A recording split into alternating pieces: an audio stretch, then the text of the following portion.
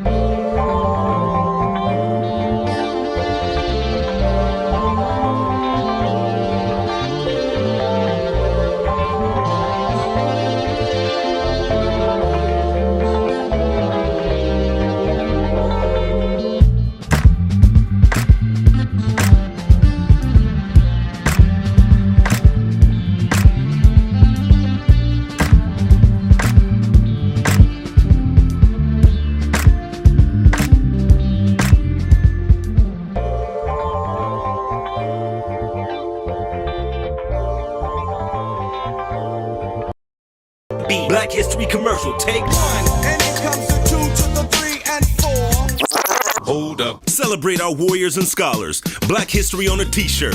Black people don't owe anybody anything but an ass whooping. Yep. Mothers of the movement, our scholars. Instead of wearing a sports jersey with someone else's name on your back, celebrate our leader's name on your chest. Say it with your chest. Get yours now at hotepish.com/shop. Free shipping on all orders over $75. Also, get your Black American music family tree at incenseandashtrays.com/shop. 400 years of music created here in North America exclusively by Black Americans on one piece of artwork.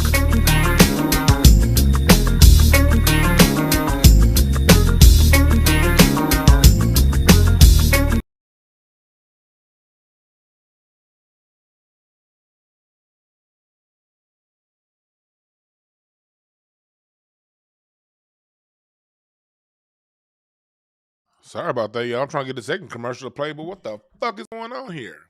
There we go. There we go. My name is Dewan Brown, creator of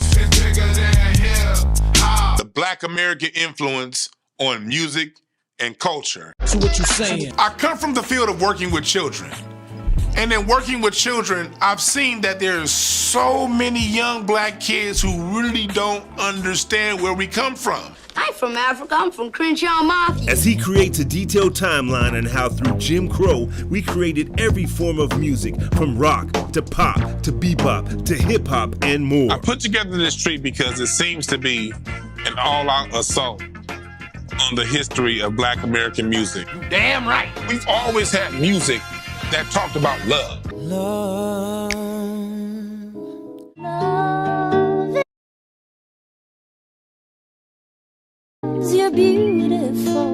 that talked about life. Back to life, back to reality. That talked about the agonies of life. That talked about the hardships of life. When it comes into our music, when you put that drum set down, drums, bass, keys, kick drums, snare, hi-hat, you go from swing your hips left and right to the salsa rhythm to bobbing your head on a 1 and a 2.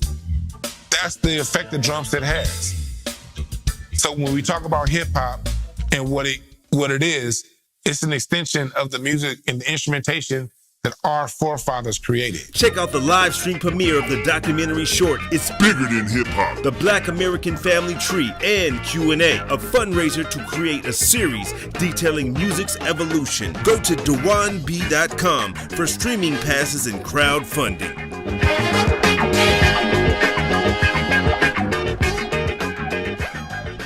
Or you can just go to the top of this very YouTube channel and watch it. And watch it now. Watch it a few times. Get yourself some talking points. Because these dickheads are really trying to take our music history from us, man. And that's what today's show is going to be overall about. My gripe I have with all these hip-hop Grammy salutes and tributes. But we're going to get to that on the second part. I want to start off talking about what happened this past weekend. I said bad weekend. This past weekend with Charleston White. For those of you who don't know, Charleston White, famed internet troll in a lot of ways, makes some good points. Also says a lot of bullshit. I'm the kind of person that I can agree with somebody when they say something right. I can disagree with them when they say or do something wrong. I don't buy into people. I stay focused on ideas and overall. But overall, you know, Charleston White, if you don't know, yeah, that's what he is. He's a troll. And, you know, he made that again, a troll who makes good points. But, you know, as we've been seeing, the more and more famous he's been getting, the more and more he's been acting like the rappers that he trolls. So he's now doing stand-up comedy. Stand-up comedy being one of the most disrespected crafts. Me being a stand-up comedy, we always got to deal with everyone thinking that they funny. And salute to the chat room. Heart Tunes, Dean Soul, Quan, thank y'all for joining. Hypnosis, Mark, thank y'all for joining. But being a comedian, you notice I don't really call myself a comedian like that, because I know I don't do it full time like I used to. I've never done it full time, but it's like everybody can call themselves a comedian these days. And if you get a little bit of a profile online, what's the next step? Develop a stand-up comedy act. Everybody from Nene Leakes, from T.I., now Charleston White, it goes and goes down the line. I remember about 10 years ago, I was doing the show. I was doing the show, and I saw that goddamn, for a while, Jake the Snake Roberts was from wrestling back in the 90s and 80s was doing comedy. Like, nigga, you got fired from WWF back in like 94. Nigga, we ain't heard from you since you had that long mullet shag. He was doing comedy for a while. It's like every goddamn body's doing comedy. And they'd be like, yo, let me tell y'all right now, just because you can make your homeboy laugh down the street and you funny to your friends, don't mean you can do comedy. All right?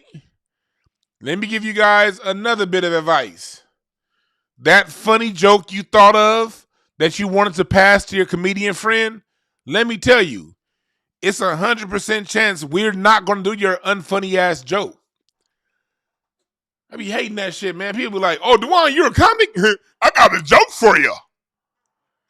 Next time you on stage, you need to say boom-de-wham, boom-de-bam, and a ha-ha, boom-de-bam. That's going to be funny. It's going to kill him. No, Earl, your little joke is not going to kill him. It's not funny. and I'm not going to say it. I swear to God, comedy, man, y'all be disrespecting the game, man. Y'all be disrespecting the craft. Oh, I got something funny for you. Next time you on stage, or I be sitting around watching some shit. We all sitting around watching the same thing at an event or whatever, and it's going to be somebody going to come to you. Oh, yeah, I know you going to put that on stage. Oh my God, that should be so goddamn annoying. So if you know somebody that's a comedian, understand this. As I put on my preaching music, understand this. Nobody thinks you're funny, okay? So stop passing along your lame ass jokes to your comedian friends. And if you want to try comedy, let me tell you right now, don't. Because comedy is full of motherfuckers that come in and they blaze. That first year, they hot. Oh, I'm going to kill them. I'm going to kill them. I'm going to do comedy. And then we see the new comics come in. And for you ladies that want to do comedy, usually this is what happens. The vet comics sort of know if you're going to be around in 5 years, 10 years, or whatsoever. So what happens is the vet comics, when the young female comics come around, the male vets are going to be trying to throw you all trying to stage. They're going to be telling you, they're going to be very helpful. Telling you how to get on stage and everything so they can fuck. And a lot of the up and coming young female comics at the same time think fucking is going to get them some extra stage time. And it does for a while. But usually what happens, the reason why a lot of those male comics fuck a lot of the young female comics, because they know within a year and a half, you ain't going to be doing comedy no more because this shit's hard. And then you get the male comics coming in. They be trying to be buddy with all the niggas. Oh yeah, you said this, man, that was funny. They do comedy for a year or two. They try to fuck the new comics too. The new female comics. But the new female comics be like, yeah, nigga, you ain't going nowhere. I want to fuck one of these dudes that was on Def Comedy Jam back in 1992. And you see this all the time. Another thing you see is these Charleston White types.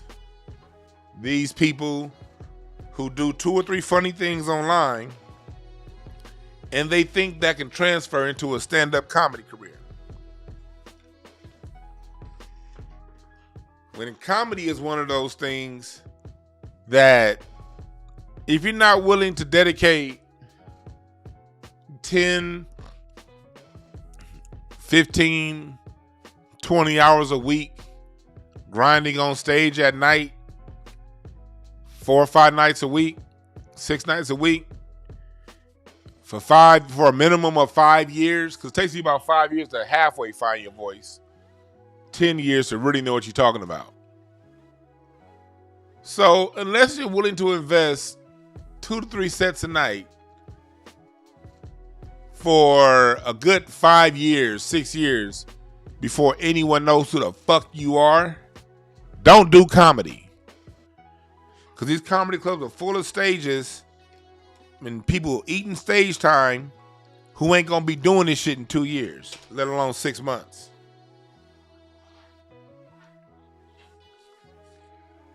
So Charleston White got into doing stand-up comedy. He was, from what I heard, pretty good for a little bit. But what happens in comedy is you be funny for a little bit because you're natural. And then you get a few months off into it, a year off into it. Now you gotta start exploring who you are. And saying things and make yourself more vulnerable on stage. If you want to grow as a comedian. And that's where it gets unfunny. That's where it gets tough. And that's where most of you niggas quit.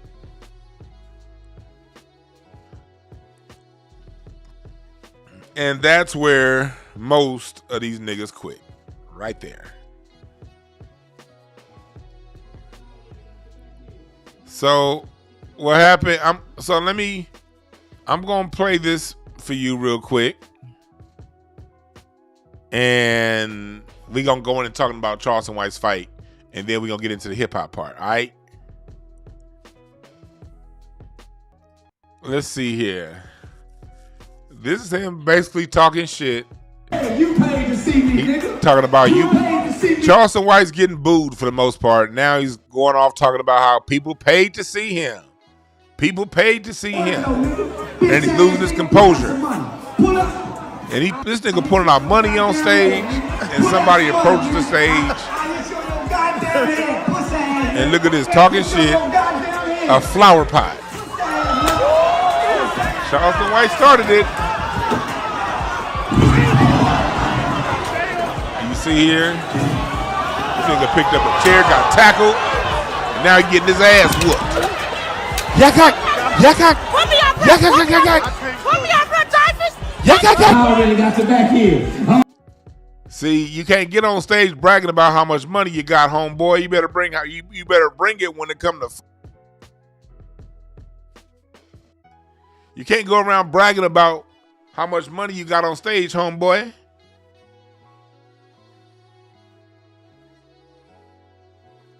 You got to bring it.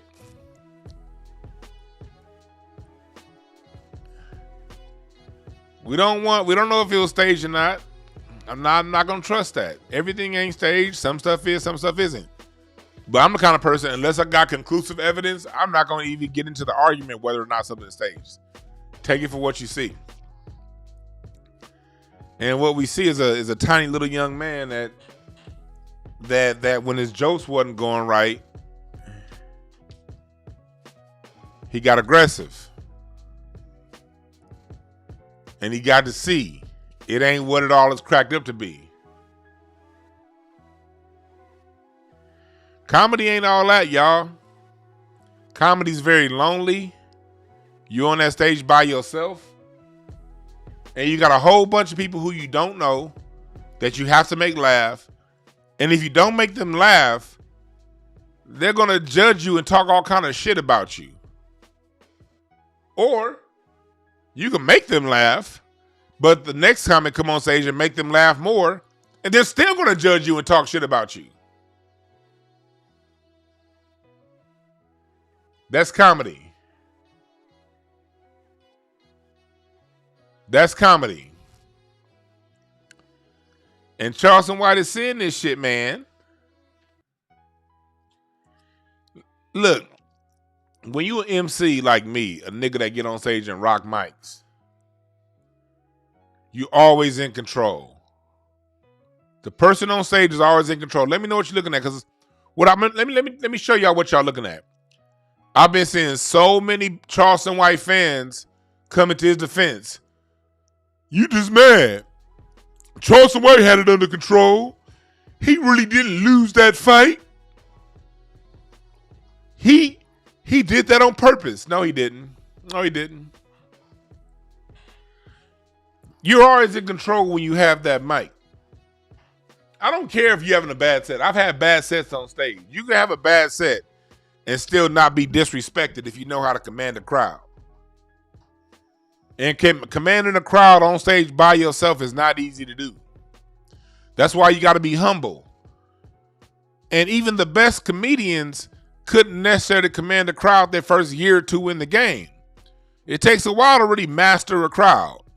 Although no one has ever come on stage with me on that motherfucker, I tell you that. That ain't never happened. You got to be humble, man.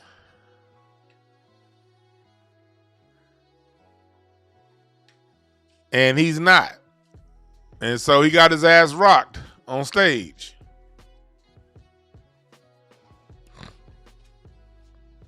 That's right, Orlando Small. Why would Charleston White stage a bad set and then getting rated? No. No one stages a bad set. He walked out on that stage and thought he was going to be funny. But the shit wasn't hitting like that. And he didn't know how to flip it. and owned the crowd. So he got owned. That stage is a truth teller, yo. That stage is the dividing line between the real and the fake.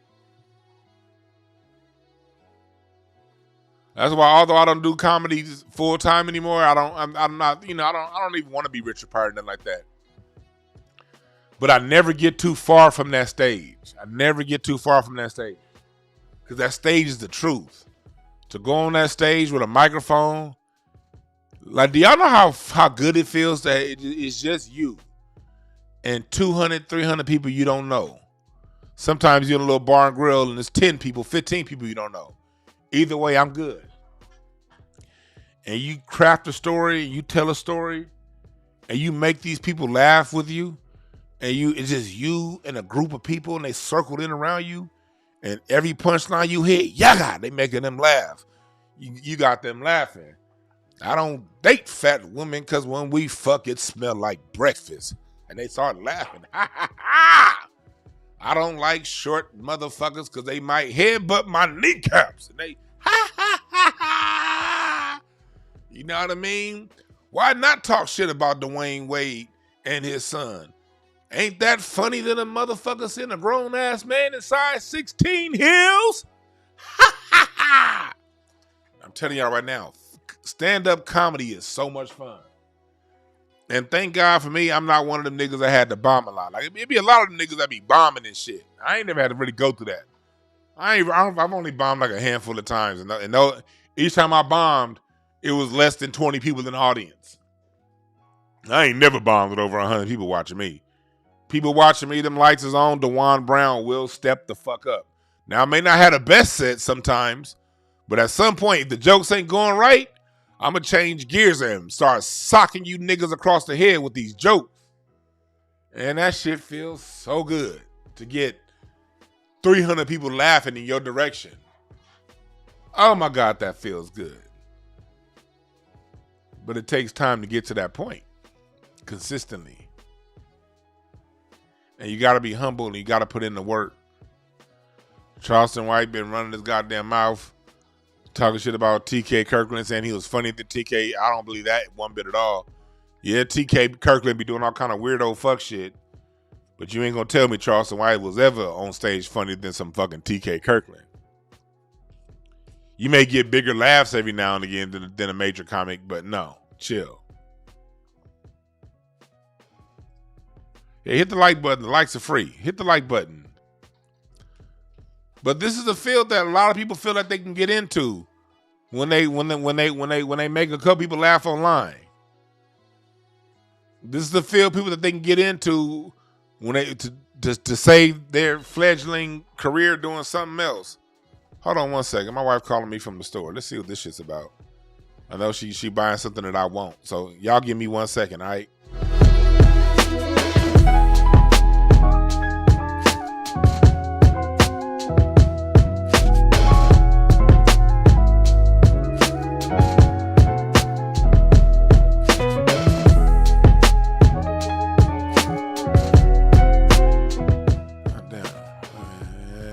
Wasn't nothing important. But I still got to pick up when the wife call. You never know what's going on. Got to be there to provide and protect. All right, so now back to what we're talking about. So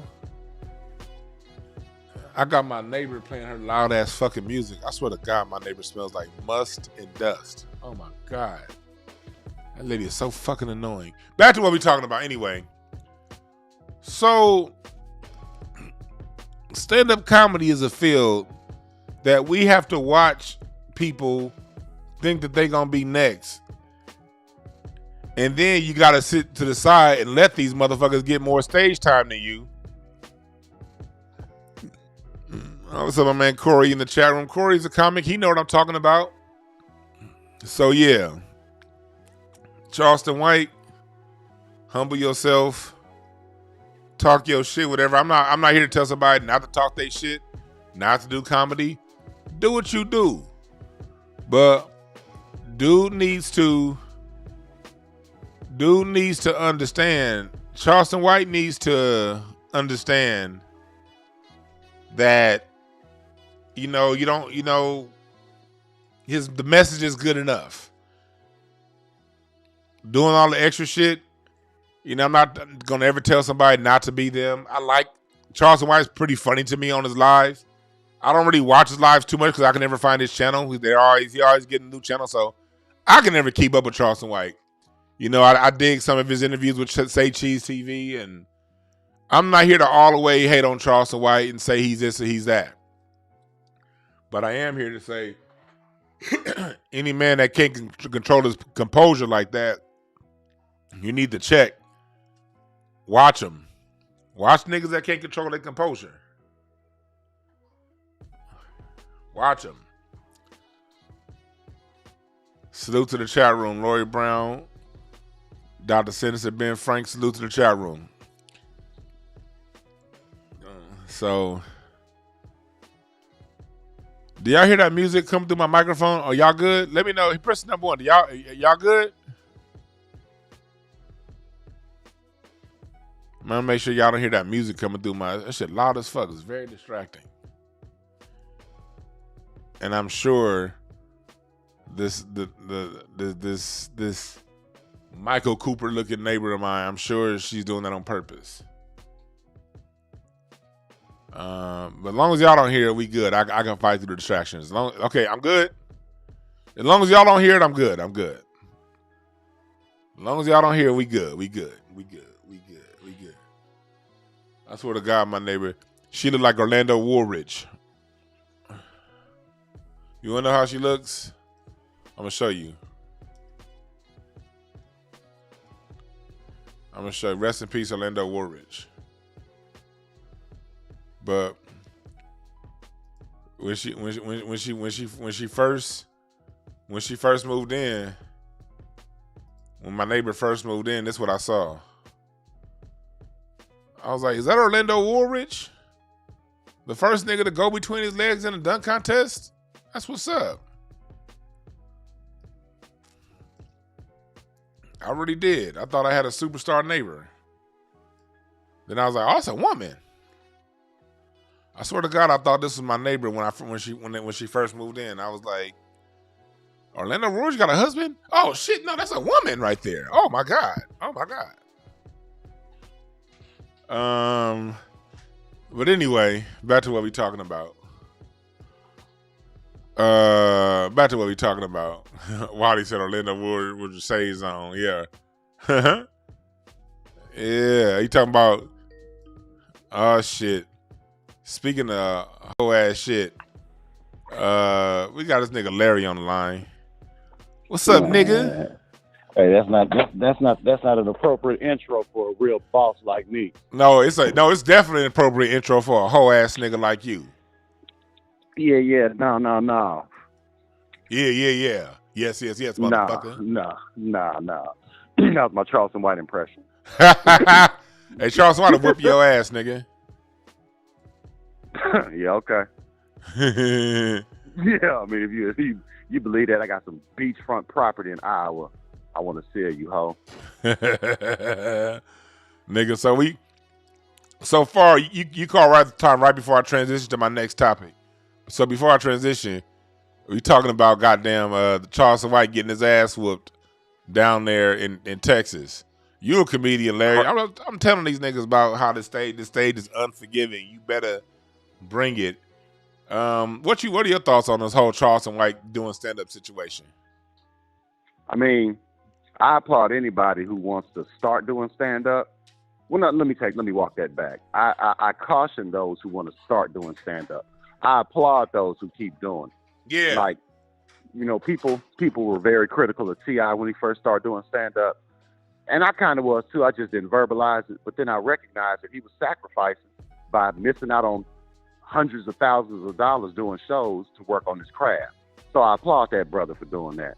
Now, Charleston, I don't know him personally, but I guess somebody suggested that he do stand-up because the motherfucker is funny. All you have to do is watch his videos. Yeah. You're going to laugh. So somebody probably got in his ear and was like, hey, man, we need to ride this wave. the best way for you to ride this wave and keep being yourself is to do stand-up. And so he started doing it. And I know a few comedians who perform with him. And, they said you could tell he's starting off. You could tell he's new. And you can definitely tell he's new because, dog, when you get booed, like that, you have to be a fucking ninja to turn that crowd around. Like, perfect example, the Bill Burr and the Bill Burr Philly story. Bill Burr and Philly, yeah. Yeah, like, if you're gonna insult the crowd like Bill Burr did or like Charleston White did, you gotta do it kind of tongue in cheek. Like, Bill Burr's known for being that kind of guy. So when he started doing it, he turned the crowd around and they ended up loving him. Charleston is known as an agitator. Like, that's what he's known for. And then he was taking personal shots and all that. You don't do that when they start booing. Like, when they turn on you, man, you got to find a way to get them back on your side or get your bitch ass off the stage. But I think he deserved it. I think he deserved to get his ass whooped because personally I do, because he was asking for it. Like, you don't bring up anybody's child support, anybody's money. Right. You don't insult people like that, dog. I mean, you can do it, but just know for every action there's a reaction, and we all saw what that reaction was. So, I mean, hey, hopefully he sticks with stand up. I think he's gonna keep doing stand up. I think he's gonna keep doing it. You need to do what T.I. did. You need to do what T.I. did and get with some other comics and learn how to write a joke, learn certain nuances of stand up. If he wants to continue doing it. We'll see this nigga. And he had the perfect person to write with, T.K. Kirkland, but he burned that bridge. Yeah. Well, yeah. But I'm sure now you and I both know that there are so many dick riders in this world of comedy that somebody's gonna get in touch with him and be like, hey man, I'll help you write because I need some fame. My career ain't shit. I'm a great writer, but I ain't shit. So let me help. Somebody gonna get in touch with him. Oh yeah, one thing about stand-up comedians are some of the biggest dick riders. These stand-up comedians ride more dick than Superhead. So yeah, that can definitely be a thing, Mm-hmm. So yeah, that's true. Where do you think this is going for Charleston? What'd you say now? Where do you think this is gonna be headed for Charleston White? Like him after this ass whooping, you think he's gonna still be getting on stage? Are these venues still gonna book him? Now, see, that's the thing. Like, clubs only care about asses and seats, and now they have to think about another cost. They might have to up security and all that. So there's gonna be some clubs who still book them. Now, I don't know if the major clubs are gonna keep booking them. I don't know, because they're gonna definitely have to up security. Because, like it was said last night on Tariq's broadcast, man, that's blood in the water. Like, and it's a bunch of sharks in every city he's gonna be touring. So, if people got shit, if that nigga got tested in Crockett, Texas, wait till they bring his ass to Chicago, because they want his ass in Chicago. Man, they are itching for him to do a show in Chicago. There's definitely gonna be some sharks in the crowd if he goes there, and other cities. So we'll see. I think he still does it. I think he finds a way to turn this whole debacle into something for him. But like I said, we'll see. All I know is if you walked on stage while I was on stage, it ain't gonna be no flower pot, nigga. It's gonna be my fist to your nose. I'm gonna rearrange that whole bitch. Man, if you doing a show and I'm not on it, you not doing the show, because you're not even gonna be able to take the stage. I'm gonna beat your ass in the green room. Nah, ain't gonna happen, nigga. Turn, yeah. You gonna come into the green room? I'm gonna turn that into the mean room, and they send your ass into the dream room. Oh, I was gonna say I was gonna turn into the red room with all your blood, but man, your shit was terrible, dog. Yeah. You fucking suck, nigga. Nah, I don't. I'm a man of God. Jesus loves me, bitch. Yeah, okay, well, whatever, nigga. Fuck you. Nah, that's not nice. But bitch, fuck you. Nigga, you ain't mean, you ain't Gene. Hey man, come on, man. I didn't your call neck in I'm a ring. Okay. Yeah, ho. So I'm about to transition over to this whole hip hop 50 situation. I want your whole ass point of view after I lay this part out. I want to see what your whole ass say about it, and then you can go back to being a bitch. All right, go ahead, man, bitch. Nah. So the whole hip hop 50 thing happened. There was the Grammys celebrated the hip hop 50th anniversary yesterday. They the same Grammy Awards that still to this day won't recognize adult contemporary hip hop and all these other. They don't have all these different. They don't allow these other categories for hip hop. They really don't acknowledge it at all. Kind of like black artists like that at all. And so now they're doing the hip hop 50 celebration. So I want to know what you think. First of all, what do you think about the whole ass Grammys acknowledging hip hop? And number two, all these hip hop niggas, where I'm gonna later on go with it, is ain't none of these motherfuckers giving up to the forefathers like James Brown and Funkadelic and all them cats. What do you think about that whole situation? One, hip hop niggas acting like they did it on themselves. Two, them accepting these white boys who never gave a fuck about them and celebrating with them. What you think about that?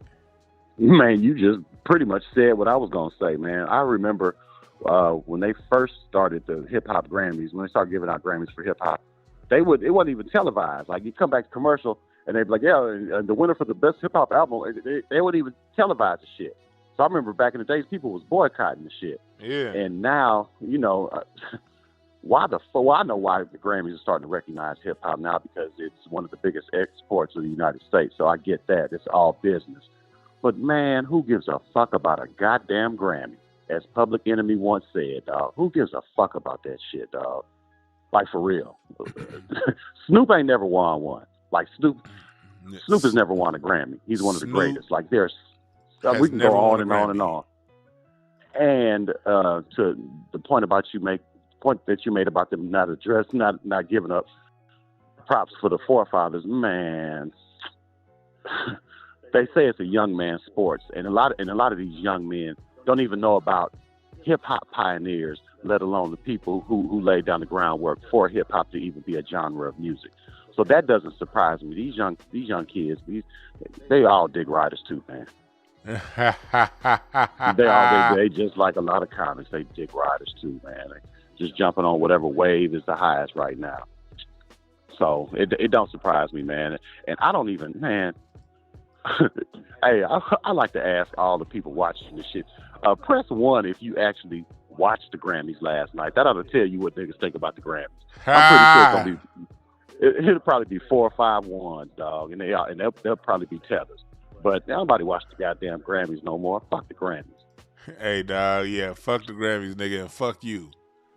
Yeah, well, fuck you too, nigga. Hey, y'all, before I go, y'all continue to support DeJuan, his documentary, his merch, his book of reading, all that stuff, man. Support his whole ass, dog. He gonna need it before I get to LA.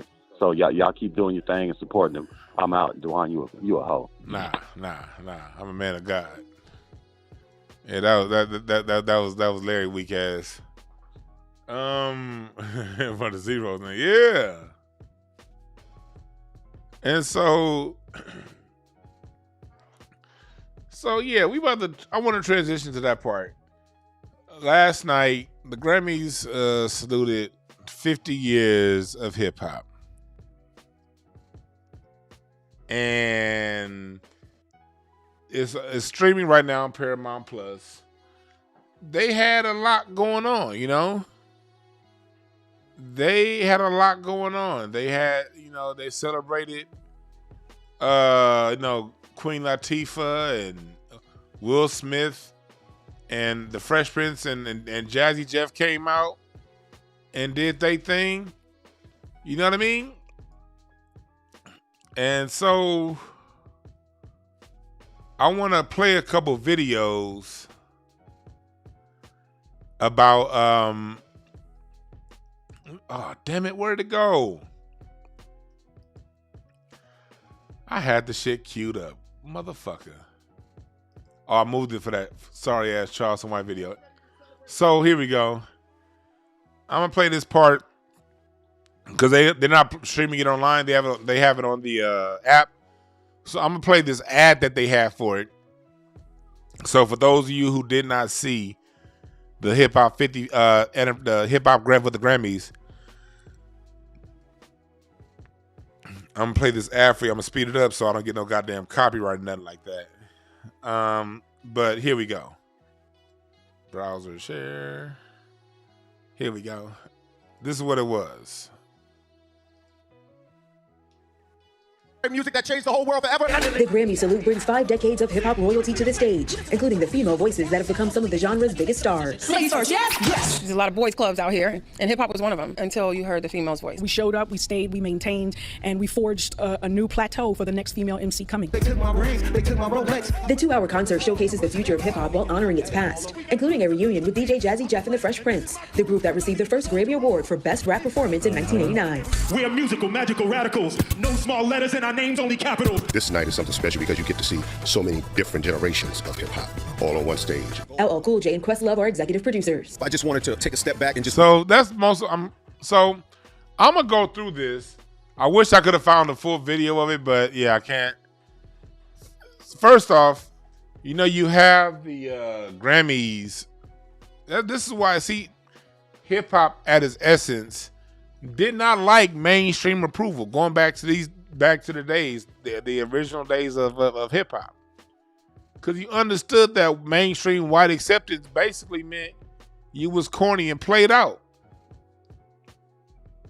And this is another reason why, you know, you don't care about their acceptance. You notice how white supremacists love playing that schism between black men and black women? Let's go back to this part right here. That have become some of the genre's biggest stars. Ladies first, yes. To the stage, including the female voices that have become some of the genre's biggest stars. Ladies first, yes. There's a lot of boys clubs out here, and hip-hop was one of them until you heard the female's voice. We showed up, we stayed, we maintained, and we forged a new plateau for the next female MC coming. They took my rings, they took... I'm tired of this fucking man versus woman shit. Can I take the gloves off? If you're a kind of woman that's on that black man versus black woman shit, go heal the relationship between you and your daddy and cry your fucking river and get back on a goddamn team. There is no fucking women versus men. It doesn't exist. And if you buy into that bullshit ass game, you're going to be left behind and fucked up, ladies.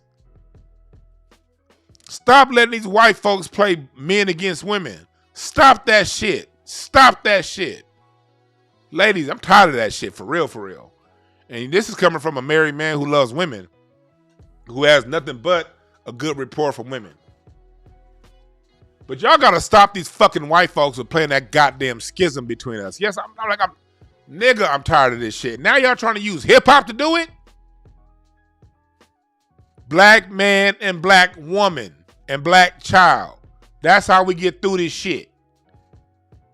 Men, women, and children as one. We're a team. We're a unit.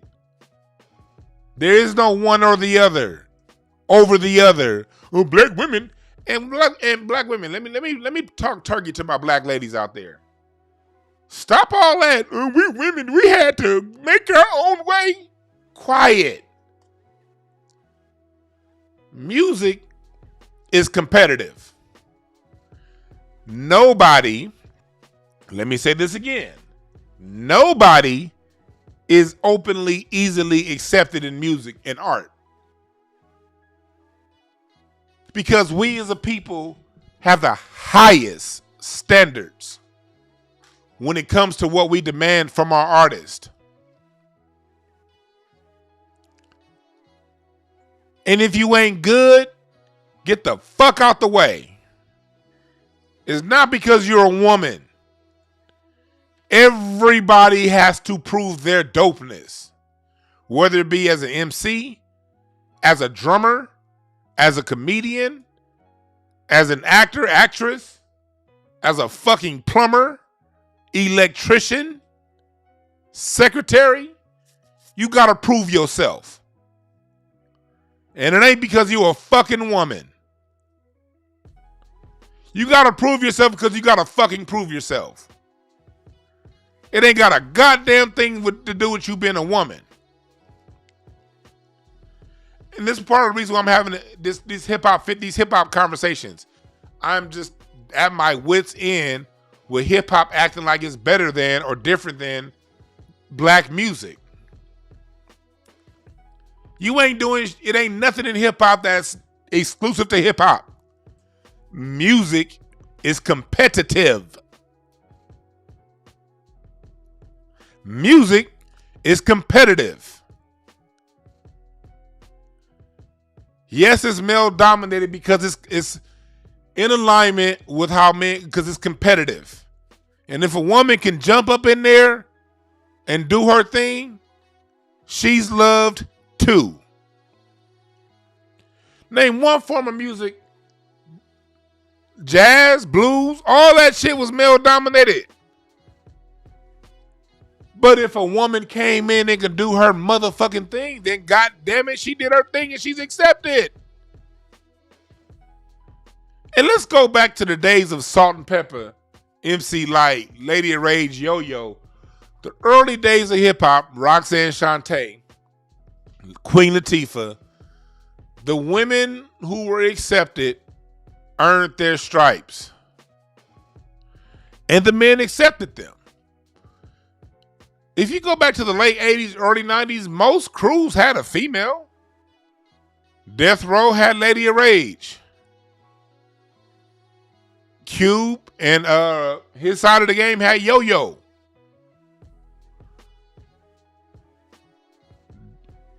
Dr. Dre put out Supersonic. JJ Fad. If you were dope, you got a spot. Period. All this, it was male dominated, and we had to stand in line. Because every nigga that you had to prove yourself to had to prove himself to another nigga too. No one got pushed to the front because they're a man, ladies. Men don't think that way. Oh, he's a man. Let's put him up here in the boys club with us. And let's keep the ladies out. That's not how men think, women. Men don't be thinking, oh, we just gonna make a boys club and we gonna push the ladies out and we don't want no women around here. Oh. The only nigga in any music form that makes it within the inner circle is a nigga that's dope. Or a nigga that's fucking. Because half these niggas is gay. But yeah. And shit, hell, even when it comes to the bedroom politics, if you want to make it to the top of the music or the movie industry, half them niggas have to drop their draws too. I'm more than half. So ladies, you don't own that either. A lot of them niggas that made it to the top, they done got their booty holes blasted wide open. These motherfuckers rectums, these motherfuckers booty holes are so blasted wide open they can shit soda cans.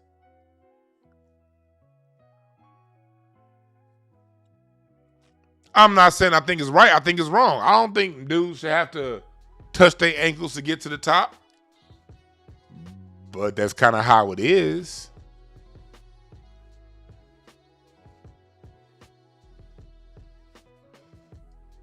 It's not because you're a woman, ladies.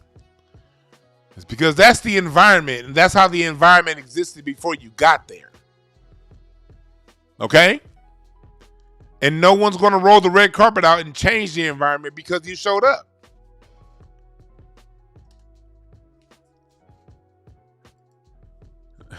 Nobody's going to change the way it worked just because you showed up, ladies.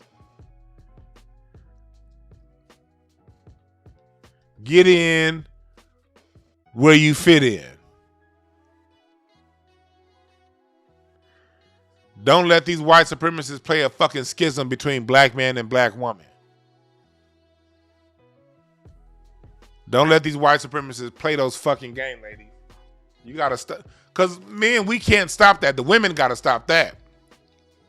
When these white supremacists come around talking about something, well, as a woman, ladies, that's where you gotta check them and be like, no, as a black person, because I have a black son.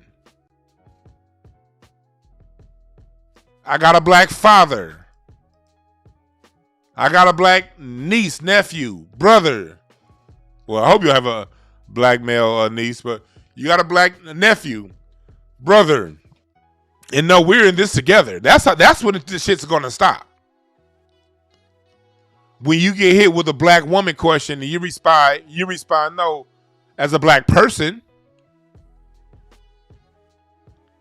Or as a black woman, we got to stick by her, man. Now they say as a black woman, these black men sure did accept us once we proved how dope we were. When we gonna hear that? Once I proved my dopeness, we were accepted and brought in and cultivated. And when we gonna hear that? Tell that to the white folks.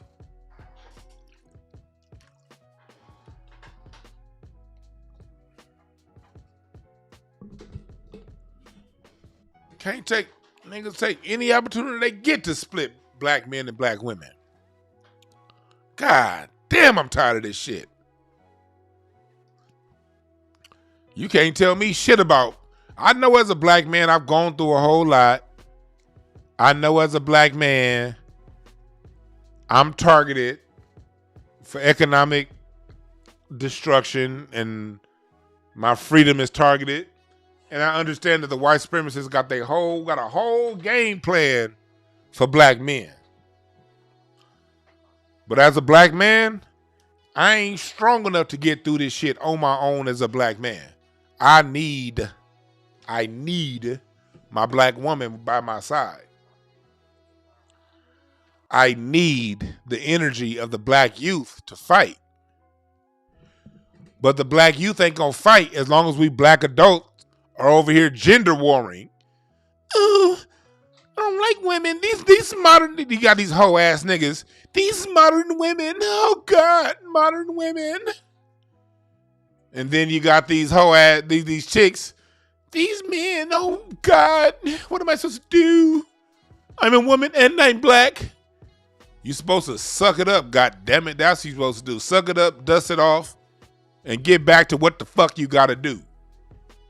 Man, woman, child. Because both the men and the women that's why our children are so feral and not aligned and don't. Every complaint we got about the black children, the black youth, the first direction we got to point in is the fucking mirror, men and women. Before you say anything about the generation 25 and under, 30 and 25 and under. Especially if you're my age, 40, if you say anything about that generation, you got to point in the mirror and say, what the fuck did I do? You got goddamn helicopter parents that are now complaining, these kids ain't independent. These kids don't know how to do nothing.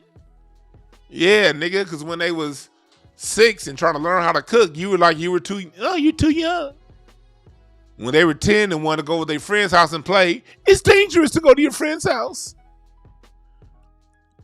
When they was 14 and wanted to get out and catch the bus for the first time and get out, no, don't do that because it's scary. Now they 16 and don't want to do shit. These kids are lazy and I don't get it. Fuck out of here.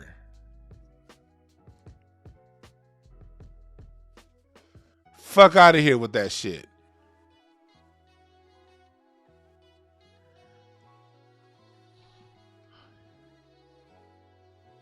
So we talking about this Hip Hop 50 celebration.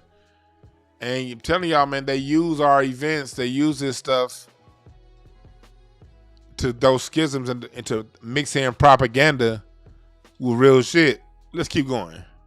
MC coming. The 2-hour concert showcases the future of hip-hop while honoring its past, including a reunion with DJ Jazzy. That part. That's the part I want to get to.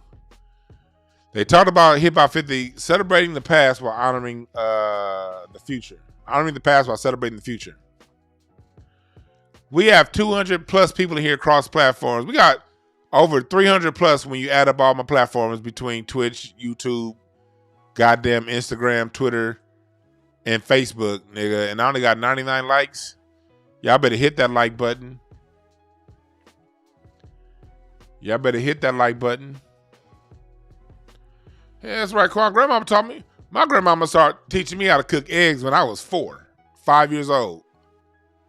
I knew how to cook my own goddamn bacon and eggs by the age of 5. I was pumping my grandmama's gas. I was pumping gas by the age of 5.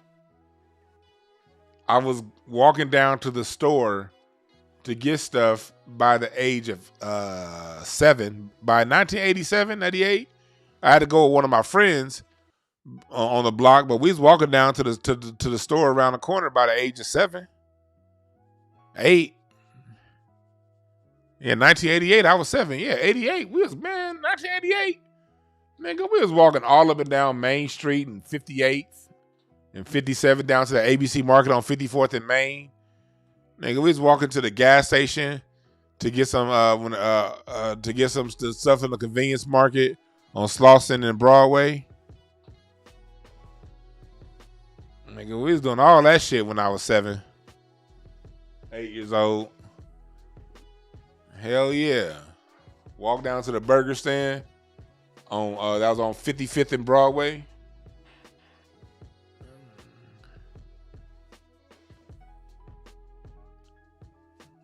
Ain't nothing new that's going on now that wasn't going on back then. It was crazy shit going. America's never been a clean place to live. This place ain't never been shit. You can get shot walking down the street in America going back to the 1790s, nigga. This is nothing new. Getting shot walking down the street. You can get kidnapped and all kind of weird shit back in the 1800s. Just check the records, yo. Just check the records.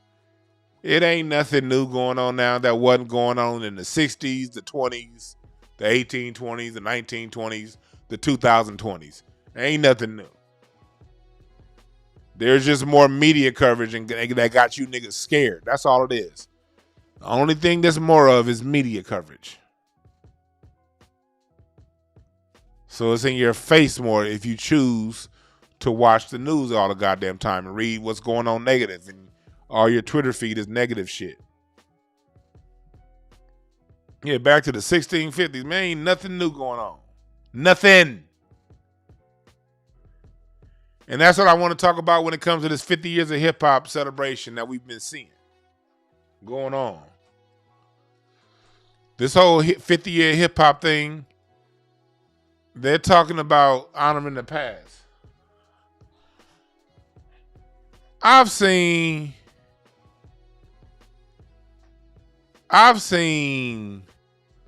a lot of celebrations, but ain't nobody been celebrating the gods of our music, the people who really laid down the sound.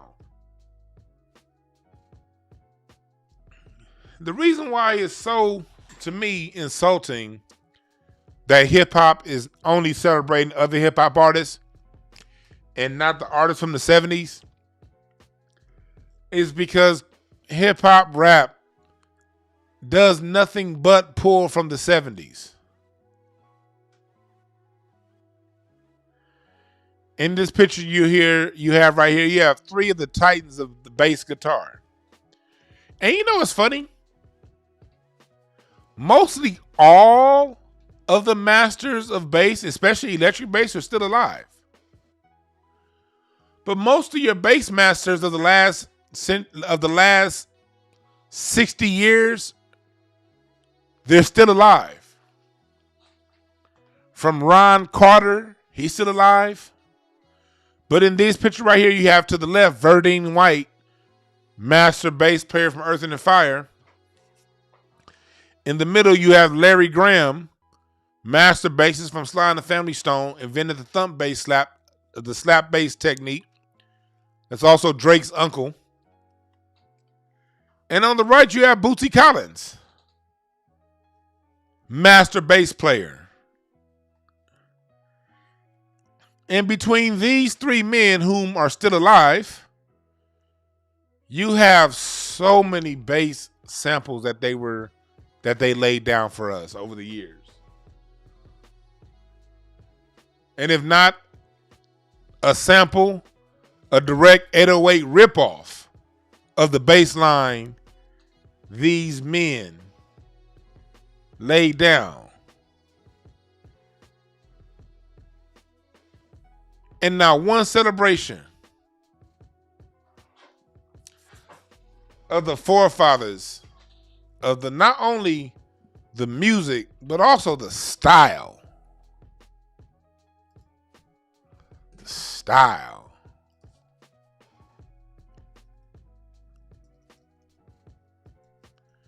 How do you celebrate all this hip hop and not celebrate Parliament Funkadelic?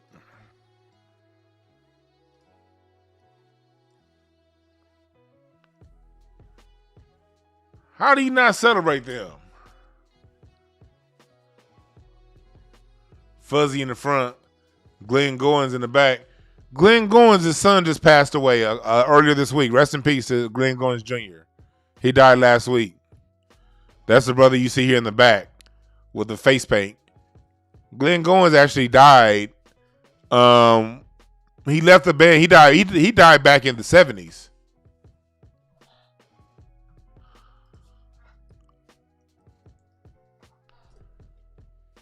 Glenn Goins actually died in 78. He was a deep voice. The person here singing, make a rip off the motherfucker, rip off the mother sucker, tear to the roof off the sucker, to the roof off the motherfucker, roof off the mother sucker, to the roof off the sucker. That's Glenn Goins right here. That's the one singing the mothership coming down. His son just died last week. Rest in peace. But hip hop is just a rearrangement of all the people you see right here. And you didn't see none of these ancestors celebrated during the hip hop 50 celebration.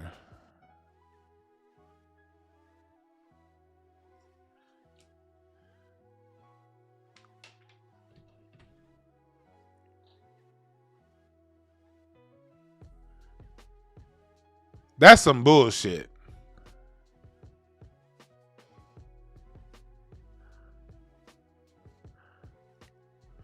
That's some bullshit.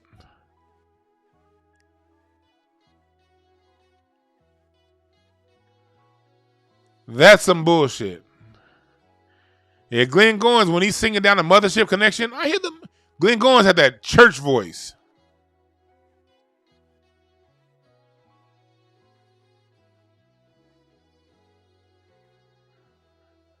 And then you got Fuzzy up front. Fuzzy died earlier this year. Fuzzy Haskins. I think he died like this past February. That's the brother up front you see in the green. He left the band too while they were on top.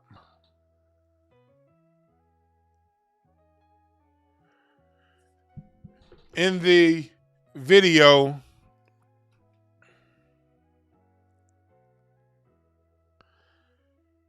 you hear Questlove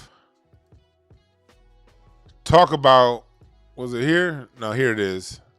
Jeff and the Fresh Prince, the group that received the first Grammy Award for Best Rap Performance in 1989. We are musical, magical radicals. Let me go to the part right here I want to get to. On stage. LL Cool J and Questlove are executive producers. I just wanted to take a step back and just bring these artists to the forefront, give them their moment to shine. Hip hop is the celebration of the drum break. It's the celebration of dance of freedom. It's basically like what you just said. You're right. That was Stingray and Son that Glenn Goins saying Mothership Connection. Excuse me. The Mothership Connection live. God damn, this shit came out of nowhere. But you hear Questlove say, we're celebrating the breakbeat and the dance. Well, wasn't the breakbeat that they so famously love in hip hop? Well, didn't James Brown create that breakbeat? And didn't James Brown was he not the person that created the moves and the grooves? Not only for hip hop to thrive in musically, lyrically, but also dance. How do you celebrate a genre that did not create its own music without celebrating those who created the music that supported the genre? I'm not asking this of rock. I'm not asking this of rhythm and blues because they all created their own music to go along with their sound. Most of hip hop didn't. Because like if you notice, if there's an R&B celebration, they'll bring up other R&B acts. You know, like they'll have, Usher on stage with Charlie Wilson.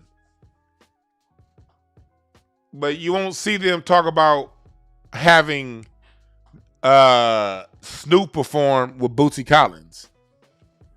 And that's actually more of a natural combination. How do you not celebrate Steve Arrington, Slave, Sugarfoot, the Ohio Players, Junie Morrison? These people should be household names in hip hop. Roger Troutman, Rick James.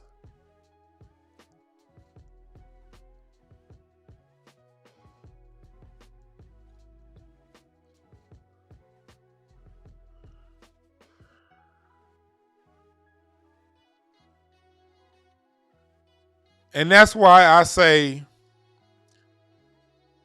hip hop won't be around in 10 years. It'll be around, but the forefathers, the great, this is the last hurrah for all them greats. LL Cool J, everybody that's celebrating, people ain't gonna know who they are in 15 years. Why? Because they're about to get written out of history. The same way their funk forefathers have. And the crazy part about it is these guys are going to be the main ones writing themselves out of history. Because they don't acknowledge their forefathers.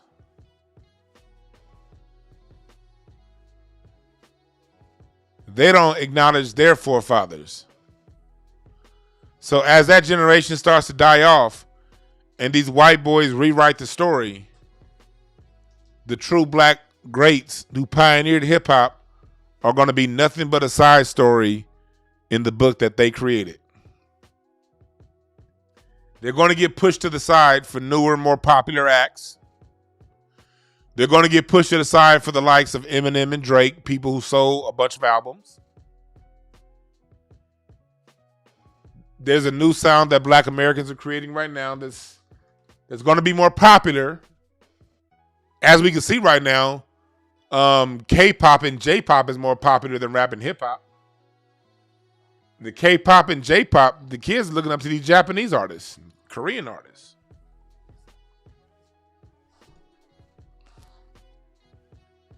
And it's going to be the people who are in control of hip-hop now that do it. And no, I'm not putting this all on white people either, because I see people in the comment section, and I know people are going to come later saying that, nah, DeJuan, that's because of white folks. No, that's because of us.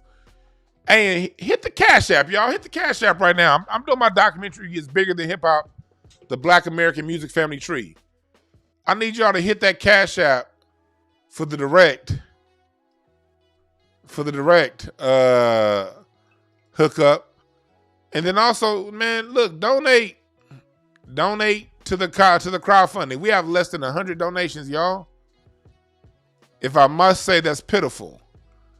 We say we want to tell our history, then goddamn it, let's tell our history. I appreciate you, Marcus, for the donation. Herman, Vincent. This is not free putting this information together. It is not free. I need you guys' help. I need you guys' help. And salute and thank everyone who's already donated. The link is in the description. Is in the comment section right now. And I'm going to go and put it in the description box.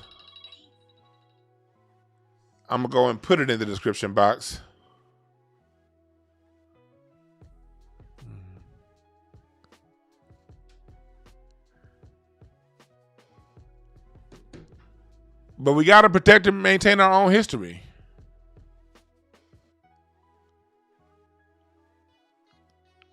That's the only way it's going to happen. So I need you guys, look, see if we can get me, yes, I have Zelle.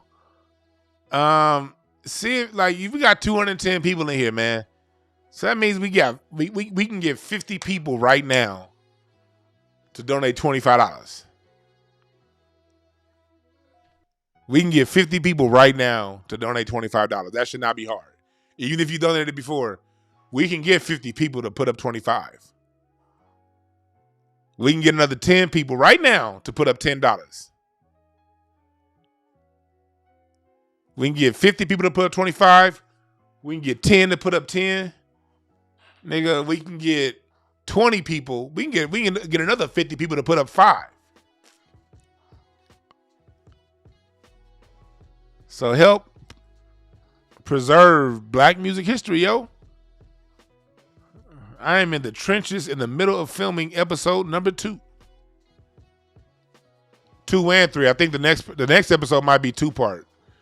Cause we going in on the gospel roots next episode. But hip hop history, music history, we can control this by us acknowledging our forefathers.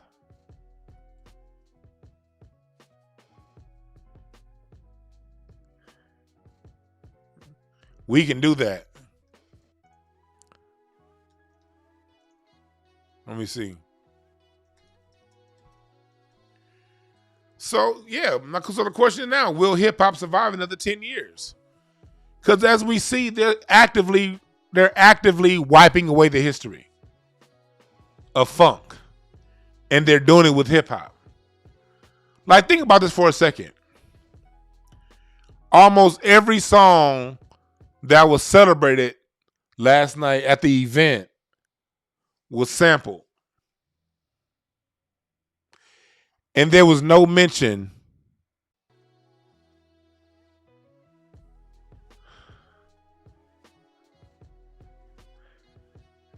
without saying, hold on, we need to give at least 3 minutes, 5 minutes to Steve Arrington, to James Brown, to the Isley brothers. Ronald Isley's still alive. To Larry Graham. Sly Stone is still alive. If you think about it, there are 3 primary fathers of funk. 4.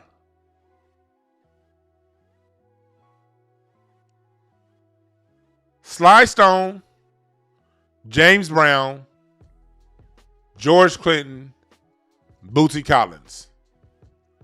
3 of those 4 are still alive. Sly Stone is still alive.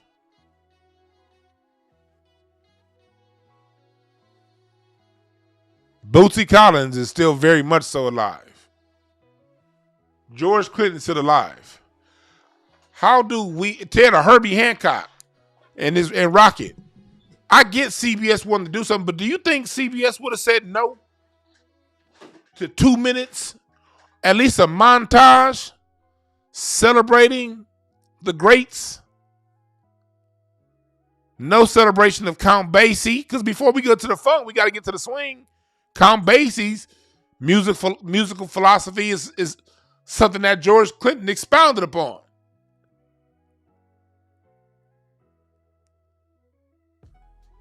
We got to celebrate our greats.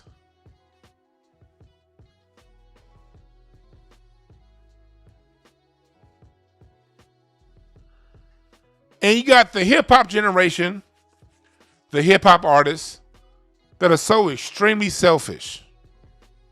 Me, and it's always been like that, and that's always been my gripe with the hip-hop generation. You borrow and take way too much to be so goddamn selfish with your music.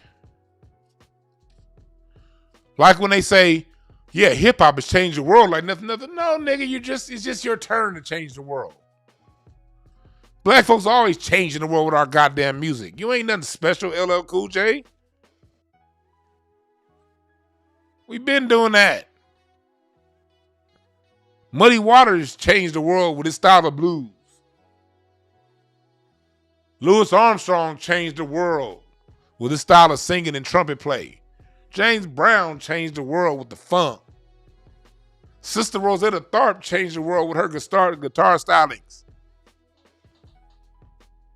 Fuck niggas, you not special.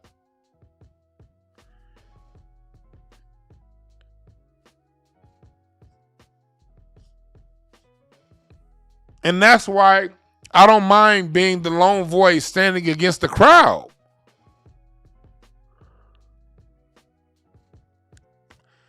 I appreciate the Cash Apps.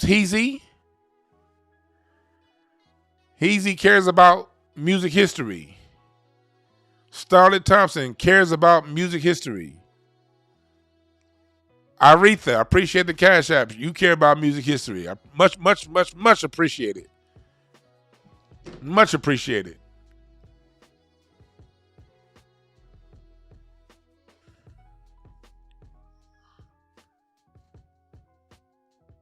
I mean, you niggas stood on way too many shoulders to be so pompous. Because what is music without a bass line? Without a drum fill?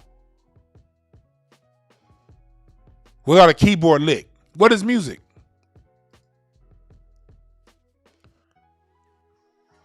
It ain't music, it's fucking poetry. And don't none of you niggas like poetry. Because without the funk, LL Cool J, you're a poet. Without disco, Questlove, well, you're not a rapper, you're a drummer. Without disco, to all you rappers, you're just poets.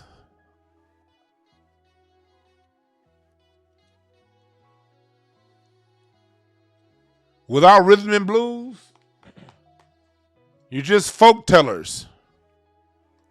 It's the music that makes you a musician. It's the music. It's the music. It's the music. It's the music that makes your people like you. It's the beat. People are grooving to the beat. You didn't create the beat.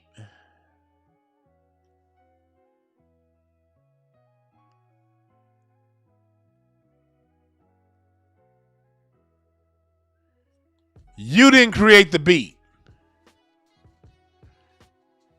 And the beat is what made your song what it was. And not just the funk R&B, because like R&B, look, they use R&B hooks. They sample R&B.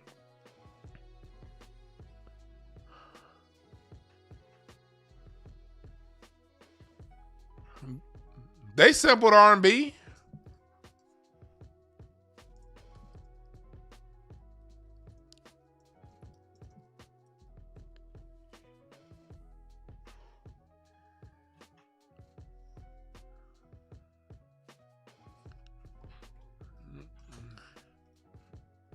All of it plays in together.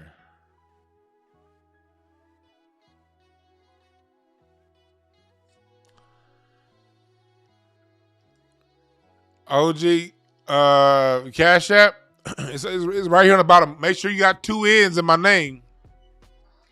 If you want to send the Cash App, hit me with the 2 N's. DWANN Brown. Yeah, Ahmad Jamal lived until 93 years old. He just died earlier this year. Where is his celebration?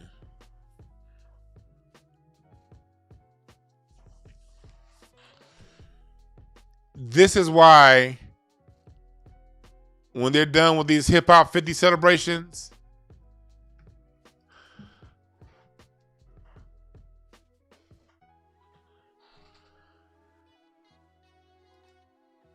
these so-called forefathers of hip-hop, I'm not going to say so, they are forefathers of hip-hop. They're going to be forgotten too. And a major reason why they're going to be forgotten is because they didn't pay proper respects to the ones who got them there. So if that's how you play your forefathers, that's how the next generation is going to play you.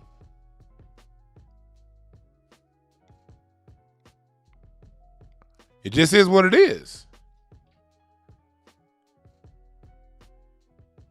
Joseph with the Cash App. Appreciate that. DSC with the Cash App. I appreciate you.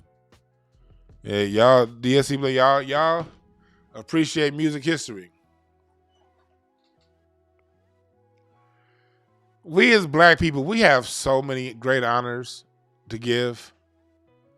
We have so many great ancestors that we don't We don't even celebrate a handful of them.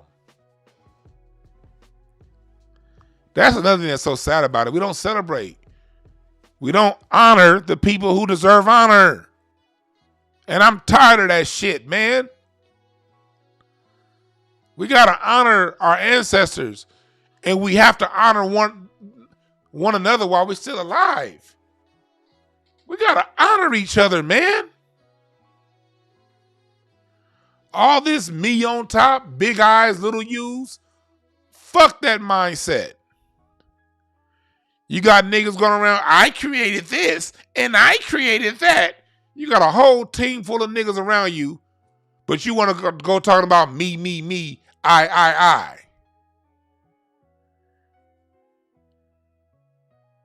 I'm tired of that shit, man. We got to take care of each other.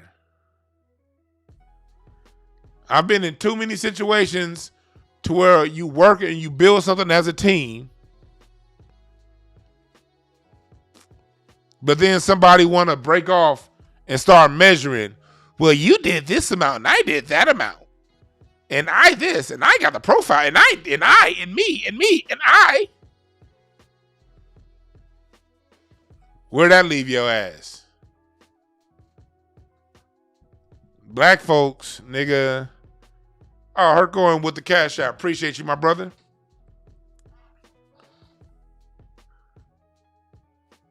All this me, I shit ain't got black folks nowhere.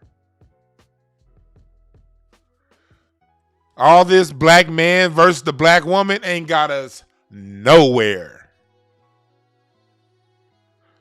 Lauryn Hill tried that shit. Give me all the credit for everything. And her ass got one album.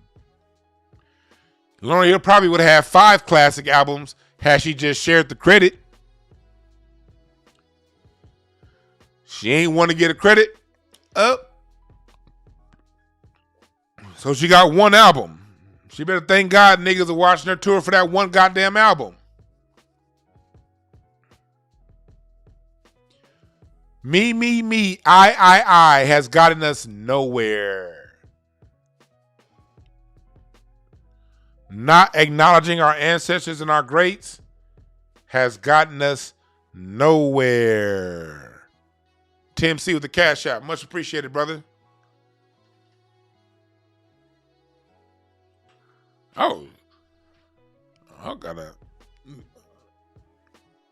Oh shit! I got a dope ass. Somebody just donated $500 to the cash app. Shit, that's right. Yeah. Do you want me to say your name? Okay. Yeah. James D. Thank you for that. Appreciate that. We need to raise on the GoFundMe. I'm just being honest with to get this next episode done. Like I'm on it right now. We need to get that goal up to 10,000 before the end of the year. We need to be above 10 grand before the end of the year. That's 3 weeks. We got 3 weeks to raise $5,300. Can we raise $5,300 in 3 weeks? I think so. I think we can be above $10,000 by the end of the year. I really feel like that. I really feel like we can. And that'll get episode 2, for the most part, ready to go. I need 10 grand by the end of the year because I got some remote interviews to do. I got to get around the country to make some interviews for this next episode. So yeah, we need $5,300 more by the end of the year, yo. I know we can do it. I know we can do it.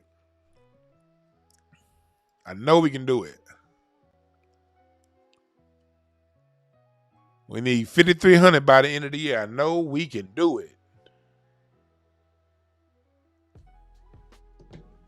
Yes, sir. So that's where we are right now. And that's why I'm doing my music history doc, because I'm like, okay, if these sorry ass niggas ain't gonna honor our ancestors, I will. I'm so tired. Hey,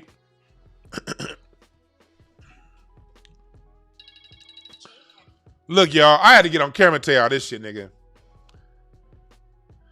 My fucked up t-shirt, faded like a motherfucker. Tired. I'm tired of like, we got so many fucking great. I mean, we got Dizzy Gillespie in our bloodline. That's enough. Do we understand that having Dizzy Gillespie in our musical bloodline is a bigger flex than 99.9% of the world? Yet most of bebop, most of hip hop don't even know who Dizzy is or his impact. It's my job to honor them, yo.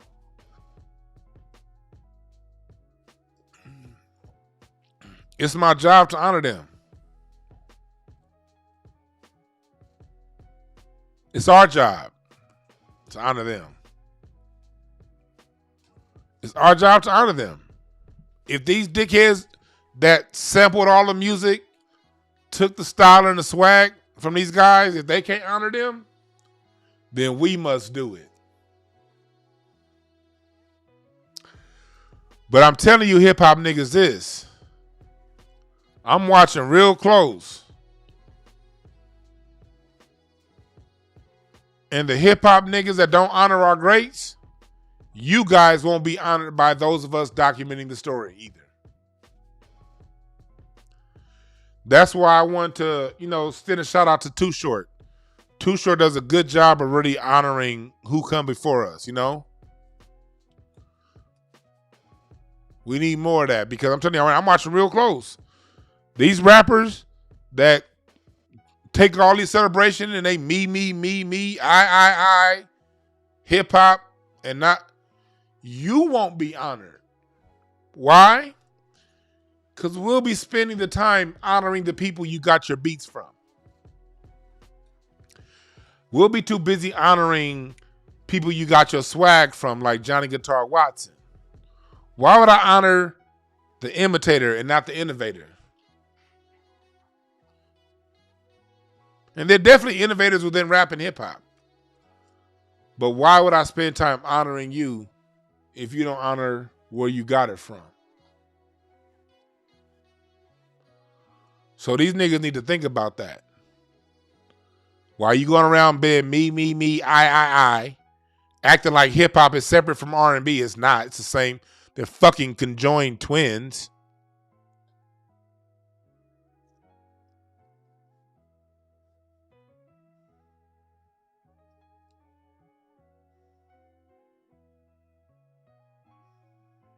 Yeah, Lionel Hampton, Roy Ayers. Come on, man. Mahalia Jackson. Yeah, you got to honor Mahalia Jackson. Thomas Dorsey. Ma Rainey. Bessie Smith.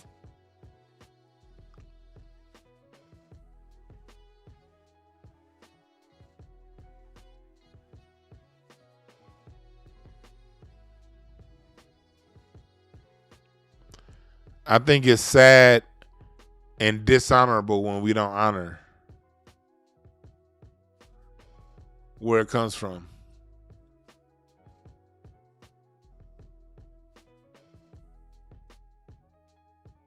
So I want to thank everyone who's donated to the Cash App and who donated to the crowdfunding. Let's get this crowdfunding above $10,000 before the end of the year. Let's get it up above 10. We've had it up for a month now. We've gotten $4,700 in a month. Let's get $5,300 the next month. I already gave you guys an episode. We have one more already being filmed right now. Be a part of honoring our history. Be a part of honoring our greats.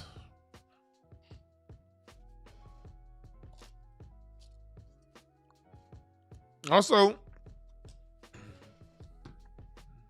be a part of honoring our greats. Let's get this above 10,000 by the end of the year. And then also, go to breakthroughcards.com.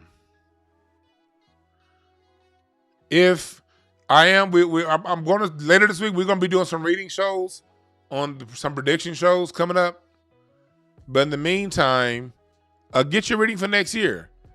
And go to book now. And if you're having, I put this out here. This is my Christmas thing that I'm putting out there.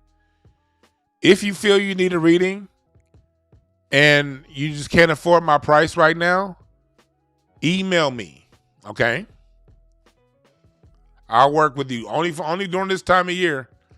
We'll set something up because I do want to help a lot of you guys out. If you really need a reading or want a reading, and the 30-minute is too much for you, you don't have the $200 for the 30-minute reading or the $350 for the hour, just email me, and we'll work it out. Okay? Because I know sometimes people struggle, and I want to use this holiday season to pay it forward for anyone out there struggling, who's in need of some guidance, and you struggling. Don't think I'm going to judge you. I'm not. I'm probably not going to remember you after I read you. So don't think I'm going to judge you for reaching out. 1, 2, don't think I'm going to remember your ass after I read you either. People be getting readings from me and be like, DeJuan, remember me? And I be like, no, I don't. I'm sorry. I be doing a lot, man. I'm sorry. No disrespect. But I be channeling. I don't be remembering. So yeah, if it's too much, just email me. I got some new reviews. I got a review yesterday. My car rating was phenomenal and right on the money. Look at all these reviews I got. That's a lot of reviews right there I got. That's a lot of reviews. All them 5 stars. I got the reviews on this site. I got 2 different sets of reviews.